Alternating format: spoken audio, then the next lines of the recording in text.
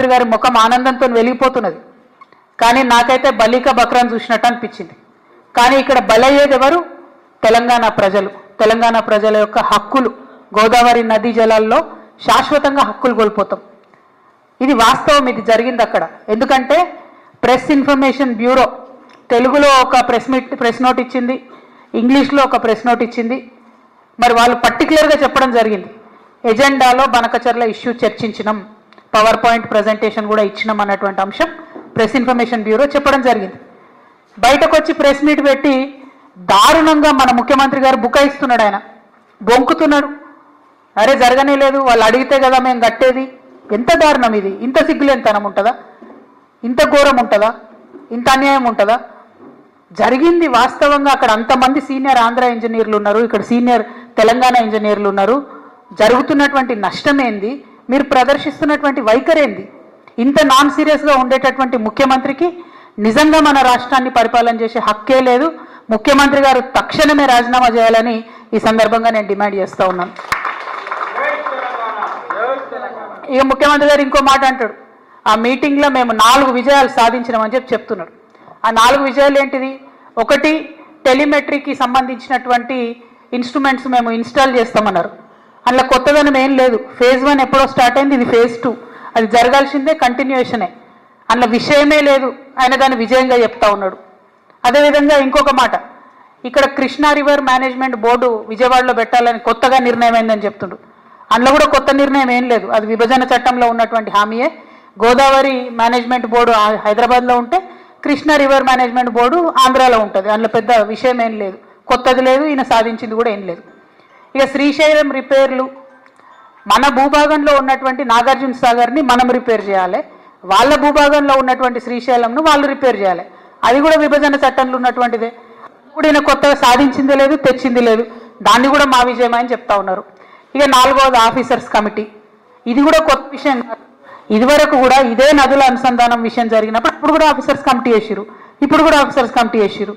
ఇప్పుడు ఆఫీసర్స్ కమిటీలో తెలంగాణ అంశాలన్నిటితో పాటు తెలంగాణకు తీవ్రంగా నష్టం చేసేటటువంటి బనకచర్లను కూడా యాడ్ చేసిండ్రు. అది ఈయన అక్కడ దగ్గరుండి కూర్చొని చూసి సంతకం పెట్టి ఇక్కడికి వచ్చిండ్రు. అదొకటే కొత్తదనం, అదొకటే ఆయన సాధించుకొచ్చిన విజయం. తెలంగాణ ప్రజల హక్కులన్నింటినీ చంద్రబాబు నాయుడు గారి కాళ్ళ దగ్గర తాకట్టు పెట్టి రావడం తప్పితే ఈ మొత్తం అంశంలో రేవంత్ రెడ్డి గారు సాధించినటువంటి విజయం అనేదే లేదు. ఇవాళ నేను ఆంధ్ర ప్రాంత ప్రజలకు కూడా అపీల్ చేస్తూ ఉన్నాను, ఈ బనకచర్ల ప్రాజెక్టు వల్ల ఆంధ్ర ప్రాంత ప్రజలకు లాభం లేదు. ఆల్రెడీ నీళ్ళు వస్తున్నటువంటి ఆయకట్టుకు మళ్ళీ నీళ్ళు ఇచ్చేటటువంటి ఒక ప్రాజెక్టు డిజైన్ చేసిరు తప్పితే ఇందులో కొత్తదనం లేదు. ఆంధ్రప్రదేశ్లో ఇప్పటికీ కూడా నీళ్లు రానటువంటి ప్రాంతాలకు నీళ్లు రావాలని మీ సోదరుగా నేను కోరుకుంటున్నాను. కానీ ఈ ప్రాజెక్టు, బనకచర్ల ప్రాజెక్టు ఒక కుట్రపూరితమైనటువంటి ప్రాజెక్టు, కాంట్రాక్టర్ల కోసం కడుతున్నటువంటి ప్రాజెక్టు, దాంట్లోంచి వచ్చేటటువంటి కమిషన్ల కోసం కడుతున్నటువంటి ప్రాజెక్టు. ఇవాళ నేను సవాల్ చేస్తా ఉన్నాను, ఖచ్చితంగా ఇదే ప్రాజెక్టు మెగా కృష్ణారెడ్డి గారికే ఇవ్వడం జరుగుతుంది. మళ్ళీ మెగా ఇంజనీరింగ్ కంపెనీ నుండి తనకొచ్చేటటువంటి వాటా కోసం మన భవిష్యత్తుని, గోదావరి నదీ జలాల వాటాను మొత్తం కూడా తాకట్టు పెట్టి మన ముఖ్యమంత్రి రేవంత్ రెడ్డి గారు హైదరాబాద్ రావడం జరిగింది. మీరు చూడండి, ఇది జరగకపోతే రేపు ఈ ప్రాజెక్టు మెగా ఇంజనీరింగ్కి ఇవ్వకపోతే మీరు చూడండి. ఎందుకంటే దీని వెనుక జరుగుతున్నటువంటి కుట్ర అవగాహన ఉన్నటువంటి వ్యక్తిగా నేను చెప్తా ఉన్నాను.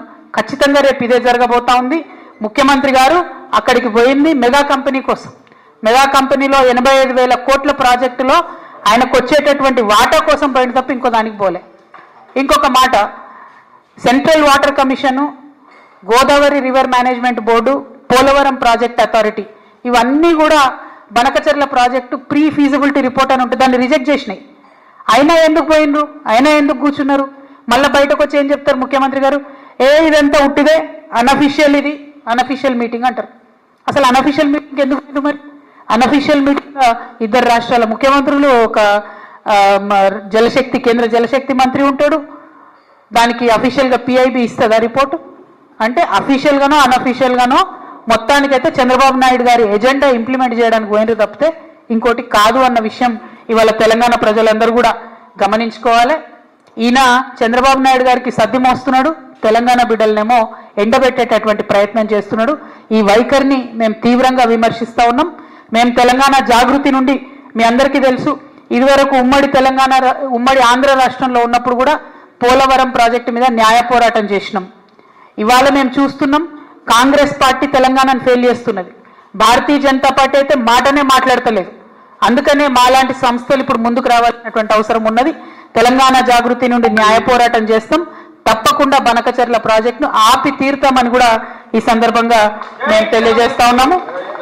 మరి తెలంగాణకు అన్యాయం జరుగుతుంటే మేకపోతు గాంభీర్యం ప్రదర్శించి ప్రజలను మోసం చేస్తున్నటువంటి ముఖ్యమంత్రి గారు ఖచ్చితంగా నేను రిజైన్ చేయాలని చెప్పి కోరుతా ఉన్నాను. అదేవిధంగా నేను ఇంకొక డిమాండ్ కూడా చేస్తున్నా. 21వ తారీఖు నుంచి పార్లమెంటు ప్రారంభమవుతా ఉన్నది. ఈ పార్లమెంటు సమావేశాలలో ఖచ్చితంగా అఖిల పక్షాన్ని తీసుకొని ముఖ్యమంత్రి గారు ఢిల్లీకి పోవాలి. ఒకటి బీసీ బిల్లు విషయం, 2 బనకచర్ల విషయం, 2 కూడా సాధించుకొని రావాలని చెప్పి ముఖ్యమంత్రి గారిని నేను డిమాండ్ చేస్తా ఉన్నాను. మళ్ళొక్కసారి ఆంధ్ర ప్రజలకు, ఆంధ్ర ప్రాంత ప్రజలకు కూడా నేను రిక్వెస్ట్ చేస్తున్నా, ఇది కాంట్రాక్టర్ల కోసం, అవినీతి కోసం కట్టేటటువంటి ప్రాజెక్టు తప్పితే ప్రజా ప్రయోజనాల కోసం కట్టే ప్రాజెక్టు కాదు. మా ప్రాంతమైనటువంటి తుపాకులగూడెం నుంచి నదుల అనుసంధానం జరిగితే తెలంగాణ ప్రాంత ప్రజలు కూడా బాగుంటారు, ఆంధ్ర ప్రాంత ప్రజలకు కూడా వచ్చేటటువంటి హక్కుభుక్తమైనటువంటి నీళ్ళన్నీ కూడా వస్తాయి. కాబట్టి ఈ విషయంలో ఆంధ్ర ప్రాంత మేధావులు, ప్రజలు కూడా ఆలోచించాలని చెప్పి, పునరాలోచించాలని చెప్పి చంద్రబాబు నాయుడు గారిని కూడా నేను రిక్వెస్ట్ చేస్తూ తక్షణమే బనకచర్ల ప్రాజెక్ట్ ఆపాలే. ఆపకపోతే మాత్రం మేము న్యాయ పోరాటం చేస్తాం. ఈ దేశంలో న్యాయ వ్యవస్థ మీద మాకు నమ్మకం ఉన్నది. మా ముఖ్యమంత్రి యొక్క అచేతన స్థితికి మేము చాలా బాధపడతా ఉన్నాం. ఆయన తక్షణమే రాజీనామా చేస్తే ఈ రాష్ట్రానికి మంచిదని కూడా మేము కోరుతా ఉన్నాం. Thank you. జై తెలంగాణ.